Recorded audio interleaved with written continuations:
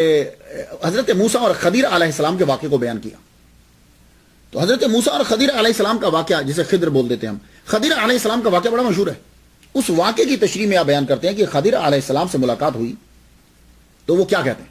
انہوں نے بتایا کہ ہمیں قطب مدار کی مدد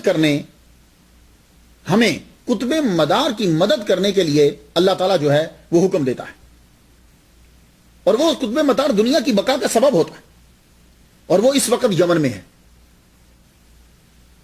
اس وقت یمن میں ہے اور امام شافعی رحمۃ اللہ علیہ کا مقلد ہے، اور ہم اس کے پیچھے نماز پڑھتے ہیں.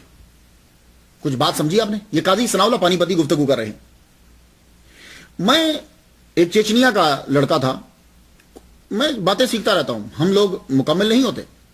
بس ایسے ہی سوال اسے میں نے پوچھ دیا، اس نے جواب بڑا ٹاپ کا دیا. میں نے کہا یار یہ چاروں امام کیسے صحیح ہو سکتے ہیں؟ اصول یہ ہے کہ دو چیزیں ہوں گی تو ان میں سے ایک صحیح ہوگا، ایک صحیح نہیں ہوگی. یہ تو ہم منطق میں یہی پڑھتے ہیں، ایک صحیح ہے تو دوسری صحیح نہیں ہے. اگر ایک بلند ہے تو دوسری نیچی ہے، اگر ایک نیچی ہے تو ایک تو بلند ہے. تو یہ دونوں صحیح کیسے ہو گئی؟ چاروں امام کیسے صحیح ہوں؟ وہ چیچنیا کے لڑکے نے جواب غضب کا دیا. آپ سب سن لیجئے. کہنے لگا چھوڑو آپ یہ تصوف میں جب آؤ تو یہ منطق چھوڑ دیا کرو، میں تمہیں بتاتا ہوں.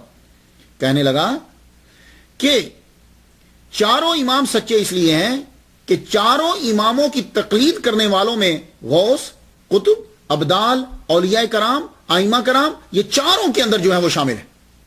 تو یہ ان کے سچے ہونے کی دلیل ہے. اس نے ایک سادہ سا جو جواب دے دیا یہ سارے دلائل کے اوپر حاوی ہے. تو یہاں سے ایک اور پھر دلیل مل گئی. تو نقبہ جو ہیں اب ان کی جگہ ہیں. نقبہ جو ہیں یہ مغرب میں رہتے ہیں، نجبہ جو ہیں یہ مصر میں رہتے ہیں، ابدال جو ہیں یہ شام میں رہتے ہیں، اخیار جو ہیں یہ سیاح ہوتے ہیں، پھرتے رہتے ہیں، اور قطب زمین کے گوشوں میں ہوتے ہیں. والا احمد فی زوائل الارض، یہ قطب جو ہے نا اس کو عربی میں جب آپ پڑھیں گے نا تو امد آئے گا، ستون کہتے ہیں نا اسے، احمد، اماد الدین، اور احمد اس کی جمع. اچھا تو یہ امد جو ہوتے ہیں یہ زوائل الارض میں ہوتے ہیں، زمین کے گوشوں میں ہوتے ہیں. اور جب مسلمانوں پہ مصیبت آ جاتی ہے، دیکھو کتنی بڑی دنیا ہے اور ہم لوگوں کو پتہ ہی نہیں ہے، ہم ایسے ہی صاحب قبر کی جو ہے نا وہ توہین کر دیتے ہیں، ہم ولی اللہ کو جانتے نہیں. ابھی بھی یہ سسٹم چل رہا ہے لیکن آپ کو سمجھ نہیں آئے گی. اس سسٹم کو سمجھنے کے لیے سسٹم میں آنا پڑتا ہے. تو جب مسلمانوں پہ مصیبت آتی ہے، مسلمانوں پہ، میں پھر بار بار کہہ رہا ہوں مومن مسلمان ہم لوگ وہ کچھ بھی نہیں ہیں ہم. تو جب مسلمانوں پہ مصیبت آتی ہے تو پھر دعا کے لیے نقبہ ہاتھ پھیلا دیتے ہیں، اور جب بات ذرا لیٹ ہو رہی ہے، بھاری ہے، پھر اخیار ہاتھ اٹھا دیتے ہیں.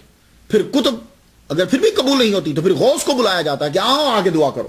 تو پھر جب غوث دعا کے لیے ہاتھ اٹھا دیتے ہیں تو اللہ تعالیٰ جو ہے مسلمانوں پہ آسانی پیدا کر دیتا ہے. تو جب غوث کی ہی توہین ہو رہی ہو، سنیے، جب غوث ہی کی توہین ہو رہی ہو تو پھر کیا کریں گے ہم لوگ؟ تو یہ تو تھی قطب کی اصل تعریف اور مقام. ویسے ہر شہر والے اور مریدین اپنے پیر کو قطب کہہ دیتے ہیں، کیونکہ مریدین کا اعتقاد بہت ہوتا ہے، غوث بھی بول دیتے ہیں، قطب بھی بول دیتے ہیں. یہ ان کا کچھ اعتقادن ہوتا ہے، کچھ واقعی ان کے پاس مرتبہ بھی ہوتا ہے.